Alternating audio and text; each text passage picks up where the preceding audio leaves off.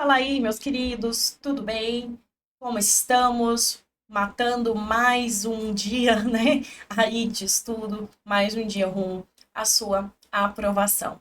E nós vamos estudar agora juntos mais um tópico da disciplina do direito administrativo, né? Juntos aqui mais tentando tirar aí dúvidas de mais um ponto de extrema importância dentro dessa disciplina.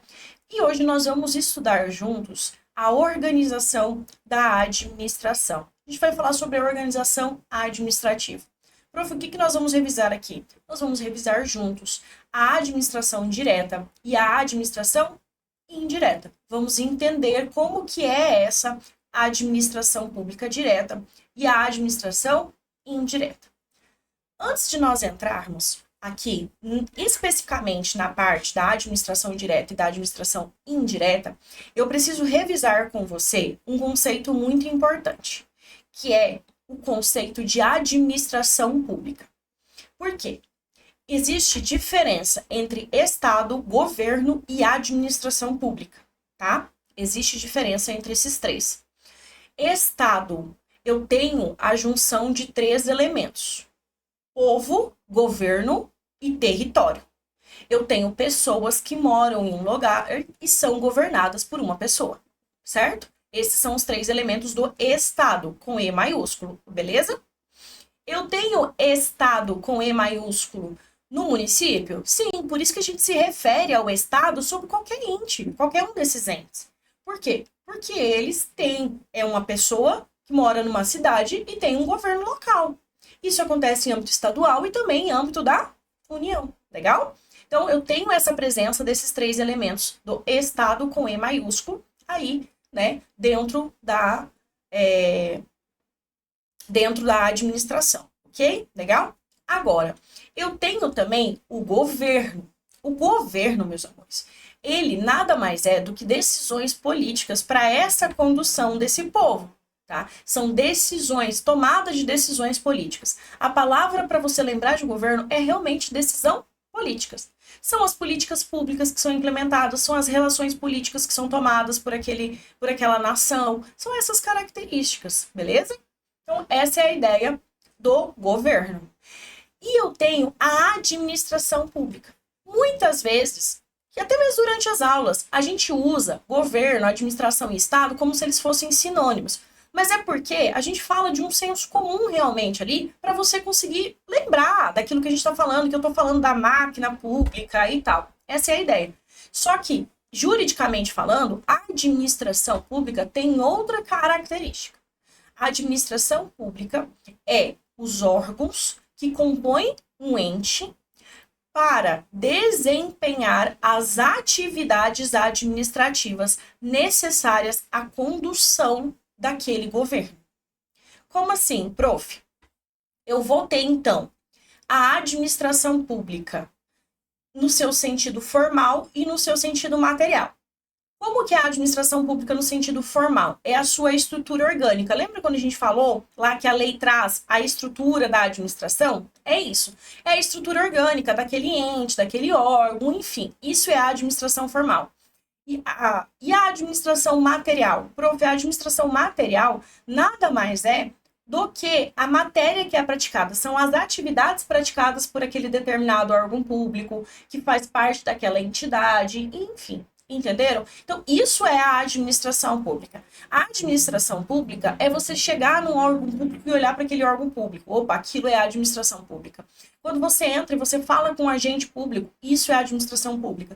Quando esse agente pratica um ato para você, isso é a administração pública. Legal? Nessas prestações de serviços e atividades administrativas que a administração presta para a gente. Ok? Então, essa é a ideia de administração pública. Prof, por que a gente está falando dessa questão dessa ideia de administração?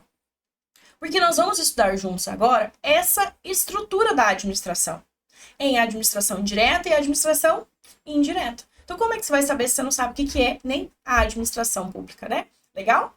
Então, revisados aí esses pontos iniciais, vamos lá, vamos para o conteúdo. Inicialmente, nós vamos falar sobre administração direta.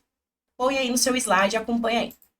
Então, temos aqui mais um tópico do direito administrativo, lembrando novamente que eu estou disponível para vocês, para dúvidas lá no Instagram, tá? Não se esqueçam, pode gritar a qualquer momento lá, a prof. Organização da administração. Primeiro ponto, administração direta. Gente, quando eu falo que a administração ela é direta, significa dizer que os serviços, as atividades estão sendo prestadas diretamente pelo próprio Estado. Olha aqui a importância de você ter lembrado o conceito de Estado. Por meio de quem? Por meio dos seus entes federados, por meio dos seus entes políticos. Quem são os entes federados? Quem são os entes políticos? É sinônimo da administração. São os municípios, os estados, o DF e a União. E aí nós temos mais uma diquinha mnemônica para lembrar deles, que é o nosso medo. A administração direta é o medo. Município, estado, DF e União. Eles são entes federados, porque nós vivemos numa república federativa, que quando juntos, né, compõem aí a nossa república. E eles também são chamados de entes políticos, porque eles possuem capacidade legislativa. Significa dizer que eles têm capacidade de editar as suas próprias leis. Somente quem pode editar uma lei é o município, é o estado, é o DF ou da União. Obviamente que resguardando cada um a sua competência, tá? Por isso que eles são chamados também de entes políticos. Então, quando o serviço ele é prestado diretamente pelo município, diretamente pelo estado, por meio dos seus órgãos e dos seus agentes, eu estou falando que esse serviço é um serviço prestado pela administração direta, tá? Direta. Essas pessoinhas, cada município, cada estado, o DF e a União, elas são pessoas jurídicas. É como se elas fossem realmente, cada um, uma empresinha, tá? Por isso que elas são pessoas jurídicas. Isso significa dizer que elas possuem personalidade jurídica própria. Elas têm o seu próprio patrimônio. Então, eu tenho o patrimônio do estado, eu tenho o patrimônio do município. Elas têm a sua auto-administração. O município administra as coisas do município, o estado do estado, a União da União, DF do DF. E isso significa dizer que entre eles não existe nenhum tipo de hierarquia ou subordinação. A União não manda no DF ou nos estados. Os estados não mandam nos municípios, tá? Cuidado com isso. O fato da União ser maior não significa que ela mande, porque a União tem as suas próprias competências, os municípios têm suas próprias competências, cada um dentro do seu quadrado, cada um cuida da sua administração, tá? Sem hierarquia, sem subordinação. E aí, dentro da administração direta desses entes, eu vou ter, para a gente relembrar o que você já estudou lá no direito constitucional, os 3 poderes da República. É aqui dentro que eu vou encontrar o executivo, o legislativo e o judiciário. Né? Eu tenho o executivo, o legislativo e o judiciário. Cada um com as suas próprias competências. Qual que é a competência principal do executivo? Administrar. Significa dizer, então, que esses serviços, essas atividades, vão ser praticados principalmente pelo Poder Executivo, tá? Aonde mais você vai ver a administração prestando serviços é dentro do Poder Executivo. É no Poder Executivo que você tem a segurança, a saúde, a educação, é tudo prestado ali dentro. Essa prestação de serviços, a ideia é organizar, gerir e prestar serviços. Mas eu também tenho, obviamente, prestação de serviços no legislativo e no judiciário, tá bom? Não significa que, porque o executivo presta de forma direta e principal a atividade administrativa, que no legislativo e no judiciário não vai ter. Até mesmo porque eles precisam se auto-administrar, se organizar também e tudo mais, tá? Então, temos também aí dentro. Mas, qual é a função principal do legislativo? Legislar. Criar as leis. Ó, por isso que ele está aqui dentro. E qual é a função principal do judiciário? Julgar. Agora, o legislativo, além de legislar, ele tem uma outra função, que é uma função típica também, tá? Ele é fiscal.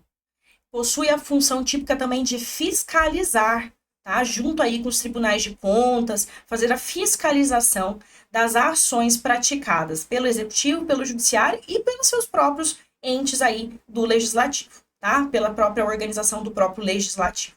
Legal, meu amor? Esses são os entes que compõem a administração direta e as suas características, tá? Lembrar que eles possuem essa capacidade de editar as próprias leis. Prof, por que você está batendo tanto em cima disso? Porque a gente vai falar a partir de agora da administração indireta.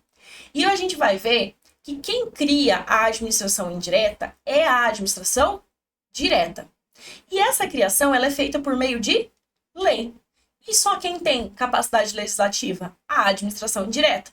Então você não vai ver a indireta criando outro da indireta. Não tem como, porque eu preciso editar uma lei. E a edição de leis é uma característica dos entes políticos que compõem a administração direta. Município, Estado, DF e União. O medo. Vamos entender um pouquinho melhor todo esse processo e essas características desses outros entes? Vamos lá, então. Então, vamos falar da administração indireta agora. Amores, assim como eu tenho medo na direta, eu tenho a fase na indireta. Porque eu tenho as fundações, as autarquias, a sociedade de economia mista e as empresas públicas. É o mnemônico para você lembrar da administração indireta. Mas deixa eu te falar, eu já vi alguns doutrinadores colocando FASEC. Por que eles colocaram esse C ali se você falou que são 4 os entes? Porque, meus amores, alguns doutrinadores colocam aqui os consórcios públicos. Só que eu já vou começar já explicando isso aqui para você não ficar viajando. Essa fase é a doutrina majoritária que você vai levar para sua prova. E você vai entender por quê. Porque um consórcio público ele vai ter características de autarquias. Então, na verdade, um consórcio público nada mais é que uma espécie de autarquia, tá? Então, por isso que a maioria da doutrina entende que é só fase. Alguns querem, porque o consórcio é de meio diferentão e tal, queriam colocar ele como se fosse um ente diferente. Não, é a mesma coisa, tá? Então, foca aqui na fase. Vou até apagar essa parte que eu escrevi aqui, do FASEC, para você nem confundir aí quando a gente for falando, tá bom? Só para deixar claro por que eu adoto a doutrina majoritária para sua aula. Então, a gente tem aqui as fundações, as autarquias, a sociedade de economia mista e as empresas públicas. As fundações, as autarquias, a sociedade de economia mista e as empresas públicas, elas são outra pessoa jurídica. Então, eu não falei para vocês que o município é uma pessoa jurídica? Uma autarquia é outra pessoa jurídica, é como se fosse outra empresa, tá? Só que essa outra empresa foi criada pela primeira.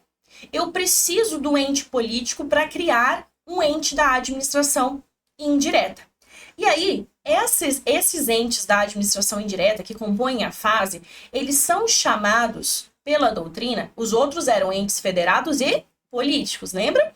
Esses são entes ou pessoas, tá? Mesma coisa aqui, administrativos. Sabe por quê?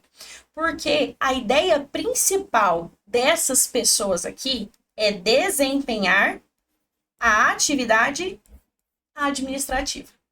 Eles servem para desempenhar a atividade típica administrativa. Por isso que eles são chamados de pessoas administrativas, legal? Então, eles vão desempenhar essa atividade da administração por meio de um processo que nós chamamos de descentralização. Eu vou descentralizar a atividade administrativa. Eu vou tirar da ente direta e vou passar para outra pessoa jurídica desempenhar. Prof, por que a administração faz isso? Porque ela é preguiçosa? Não. Ela faz isso porque ela tem muitas atribuições. Ela tem que fazer muita coisa. E às vezes ela vai se tornar um pato. O pato anda, mas não anda direito, voa, mas voa direito, nada, mas não nada direito. E aí, para ela não se tornar um pato e poder prestar um serviço de qualidade para a gente, dar atividades de qualidade para nós, para a coletividade, ela vai precisar aí, às vezes, passar para outra pessoa. Fala assim, ó, cuida dessa matéria para mim, tá? Tá aqui, ó, executa isso aqui para mim, cuida disso, porque é muito importante e eu não vou dar conta sozinha. Um exemplo que nós temos disso é o INSS. O INSS foi criado pela União para cuidar de Seguridade Social, Instituto Nacional de Seguridade Social. Dentro dele nós temos previdência, mas nós também temos aí auxílios, enfim, benefícios e todo essa seguridade social relativos aí também a trabalho e enfim, certo? É isso que o INSS faz. Ele foi criado somente para isso. E o INSS não é um órgão da União. Ele é uma autarquia. Ele é outra pessoa jurídica. Foi criada especificamente para desempenhar aquela atividade, para poder cuidar, se auto-administrar. Por quê? Se ela é uma outra pessoa jurídica, ela também tem auto-administração? Tem. Ela também tem o seu próprio patrimônio? Tem. Ela também cuida de si mesma. Qual é o único ponto aqui? Essas pessoas aqui não possuem, não têm capacidade de legislar. Por quê? Porque elas estão aqui para criar atividades administrativas, elas não têm capacidade legislativa. É só os entes da administração direta, ok? Elas podem ser pessoas jurídicas de direito público ou privado, a gente vai entender um pouquinho melhor avançando os estudos daqui a pouco. Criadas por meio de uma lei específica que é editada pelos entes da administração direta, né? Então, eu tenho a administração direta editando essa lei específica para a sua criação, mas eu vou continuar tendo um controle da administração direta sobre a indireta. Prof, existe hierarquia entre elas? Não. A União não manda no INSS, porque são duas pessoas jurídicas distintas. Eu vou fazer um esqueminha daqui a pouquinho que vai ficar mais claro. São duas pessoas jurídicas distintas. Ela não manda. Mas ela tem uma ideia ali de um controle, ela fica de olho no que aquela nova pessoa jurídica está fazendo?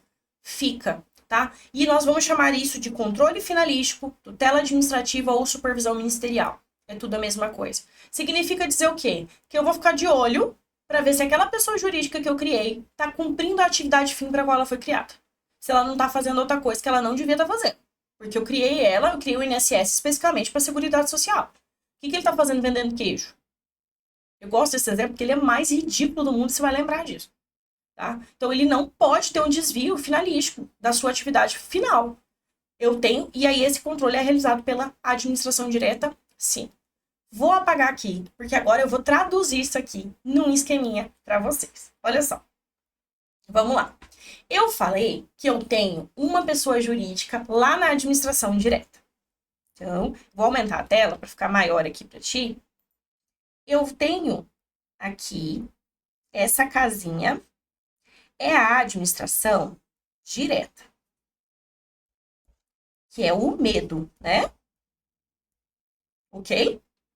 Essa outra casinha é a administração indireta,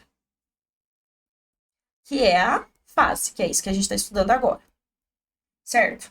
Eu falei que essa casinha, ela é criada por meio da administração direta. Quem cria é a administração direta. Então, ela é criada pela administração direta. E essa criação vai ser por meio de uma lei específica. Olha só o que eu falei aqui. Por meio de uma lei específica. Então, significa dizer que essa casinha aqui, que tem capacidade legislativa, vai editar uma lei para poder criar esses entes da administração indireta. Só que aqui eu tenho uma pessoa jurídica e aqui eu tenho outra. Ou seja, uma casinha não manda na outra. Cada uma cuida da sua própria estrutura, das suas próprias funções, tá? Essa aqui vai cuidar do seu, como, por exemplo, o INSS vai cuidar da Seguridade Social, e a outra, da direta, a União, vai cuidar das coisas dela. Mas existe, entre elas um vínculo. Por quê? Foi ela que a criou. É a mesma coisa de você é mãe, aí você colocou um filho no mundo.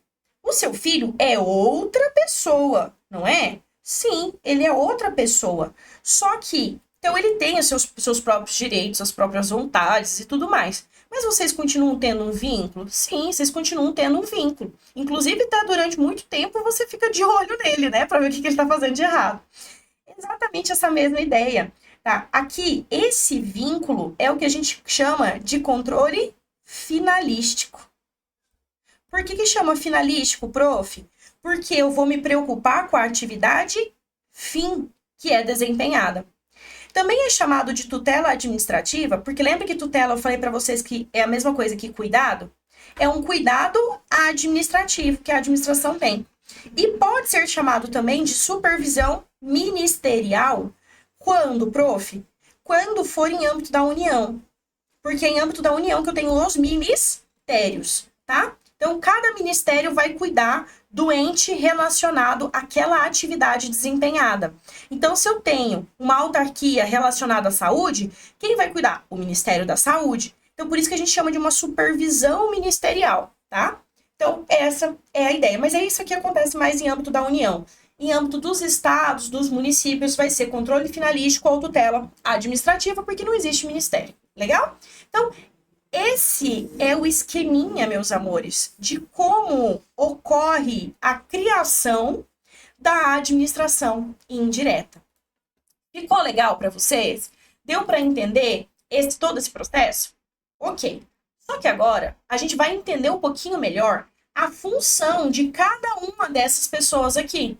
Porque eu falei para vocês que é uma nova pessoa jurídica que está sendo criada ali e tudo mais para desempenhar uma atividade. Só que cada uma possui um objetivo específico, tem umas regrinhas diferentes para ser criada e tudo mais. Porque se fosse tudo a mesma coisa, era só uma coisa só. Eles iam falar assim, um ente da administração indireta ia ser só essa. Não, cada uma delas tem um objetivo, uma atividade fim, tem como elas ser criadas. Ai, bati no microfone de novo. Tem como elas são criadas, enfim, tá? Vamos entender um pouquinho mais? E essas características são importantes. Você não precisa decorar que o INSS é uma autarquia. Vou até falar isso para vocês, vou dar exemplos. Não precisa, tá? Tu não precisa saber isso, mas você precisa saber quais são as características da autarquia, ok? Beleza? Você só vai precisar saber se aquele ente é uma autarquia, é uma fundação, se o concurso que você for prestar seja para aquele ente. Então, vamos supor que você fosse fazer um concurso do INSS, aí tu ia minimamente ter que saber que o INSS era uma autarquia.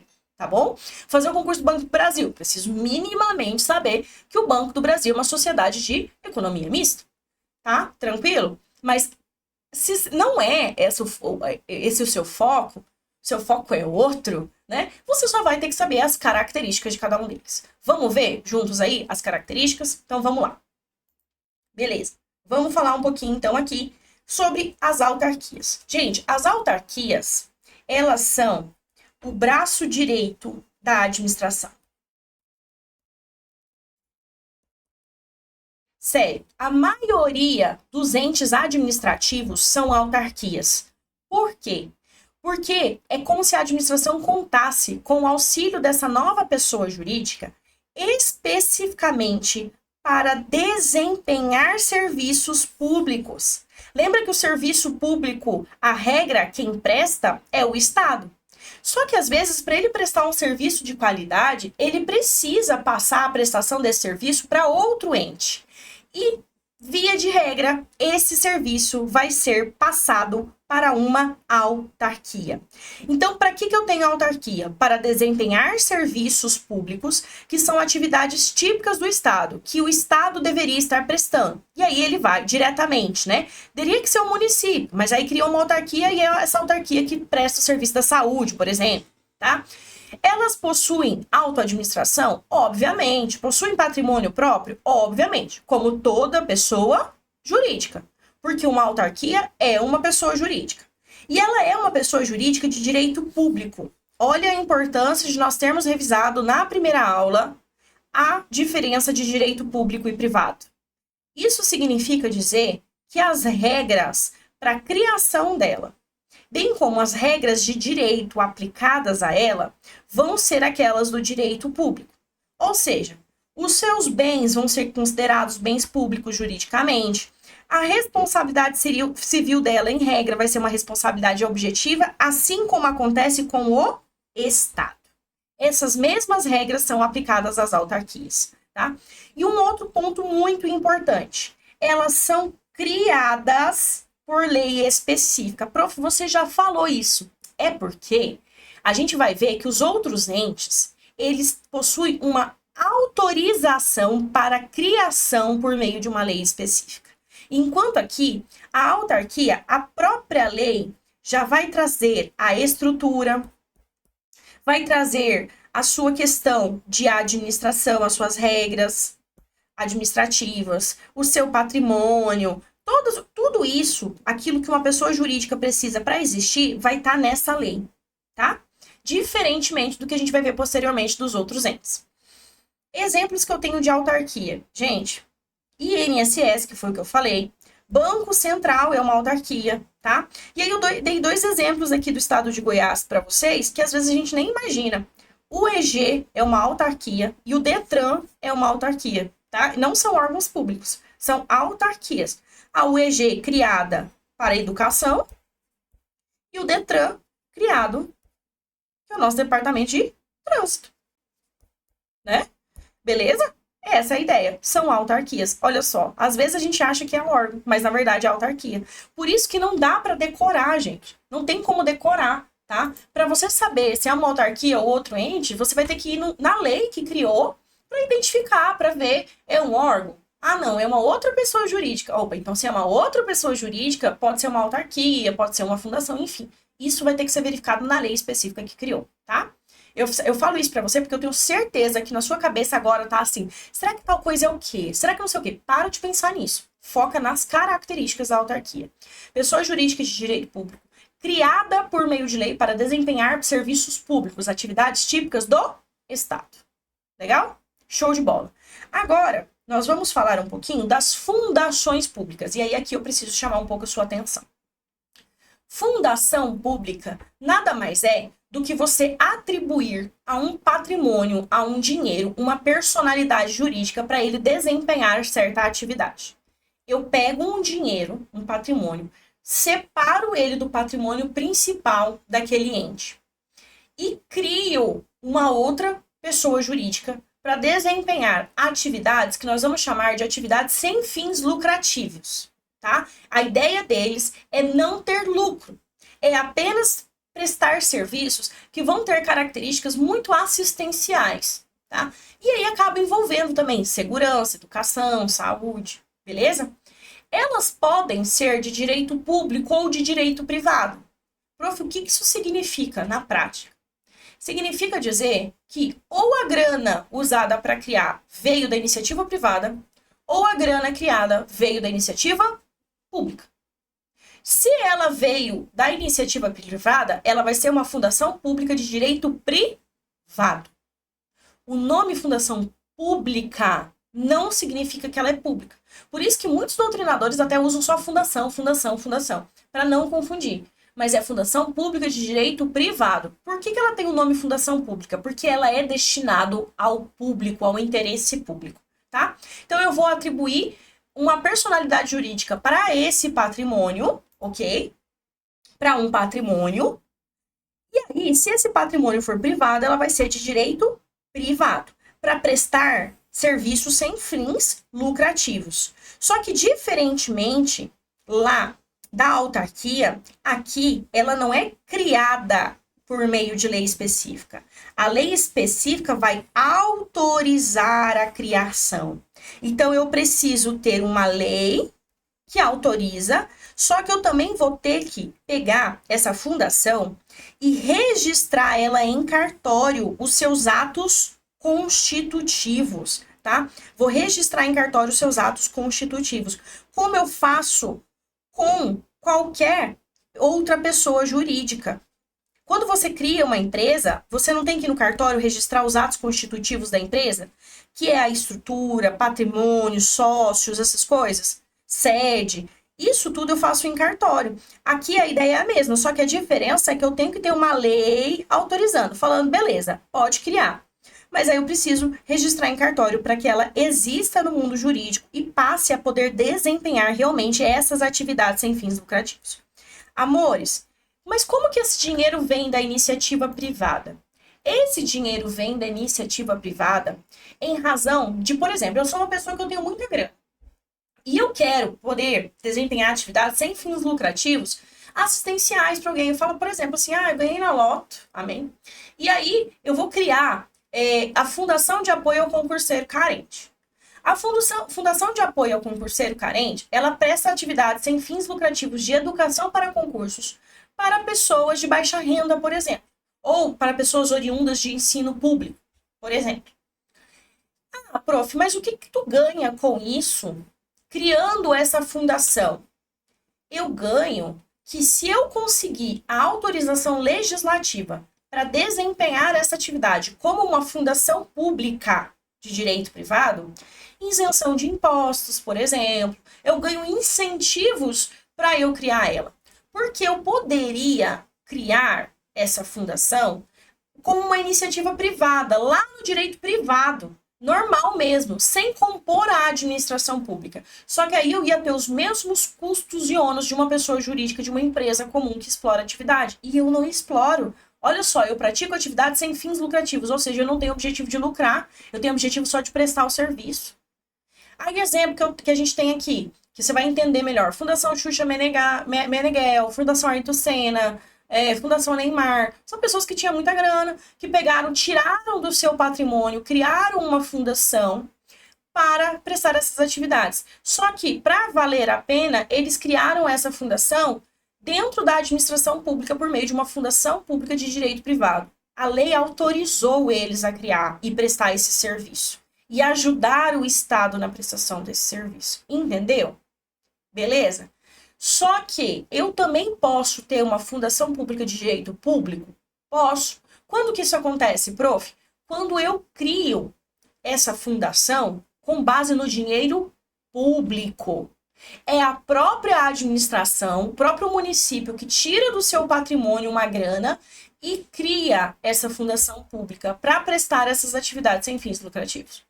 Prof, mas qual é a lógica da administração criar outro ente para prestar uma atividade sem fins lucrativos, isso vindo do seu dinheiro e fazer dela uma fundação, sendo que ela podia ter feito uma autarquia? Porque a autarquia não presta serviço público? Ela não tem objetivo de lucrar, ela presta apenas serviços públicos. Se ela presta serviço público, ela não tem lucro, ela presta uma atividade sem fins lucrativos aqui. E se ela está prestando esse serviço e tal, qual que é a diferença? Esse que é o pulo do gato. Verificando essa ideia, olha só. Quando os doutrinadores analisaram essas características de uma fundação pública de direito público e viram que ela é uma pessoa jurídica de direito público e ela é criada para atividades sem fins lucrativos, como as atividades assistenciais que são prestadas também pelo Estado, eles entenderam que nada mais era do que uma autarquia. Só que aquilo ali já existia, essa possibilidade já existia. E ao invés deles simplesmente tirarem a possibilidade da existência de uma fundação pública de direito público, eles remendaram. Porque o brasileiro, ele é o mestre da gambira. E no direito a gente sabe que também é assim. Qual foi a gambira jurídica que eles fizeram aqui? Eles falaram o seguinte, olha, já que uma fundação pública de direito público, ela possui as mesmas características de uma autarquia, nós vamos chamar elas de autarquias fundacionais ou fundações autárquicas. Significa dizer que ela é uma fundação de direito público. Só que para ela ter sido criada, aí eu já não vou precisar seguir as regras do direito privado, lei mais cartório. Eu vou seguir as regras do direito público. Somente a lei já vai trazer tudo, os atos constitutivos, todas as informações ali dentro. A lei realmente vai criar e não apenas autorizar a criação. Legal? Então, quando aparecer autarquias fundacionais, você sabe que é uma fundação pública de direito público que possui as mesmas características de uma autarquia, que por isso são chamadas de autarquias fundacionais ou fundações autárquicas. Lembrando que aí, em razão dela ser de direito público, segue aquelas regras gerais de criação, né? Lei cria, tem as regras de direito público, toda aquela questão de supremacia e igual do direito público. Legal? Tranquilo, meus amores? Para eu não estender mais esse bloco, eu vou finalizar aqui com vocês. No próximo bloco, nós vamos falar um pouquinho sobre os entes da administração indireta que faltam. Sociedade de economia mista e as empresas públicas. Então não sai daí, tá?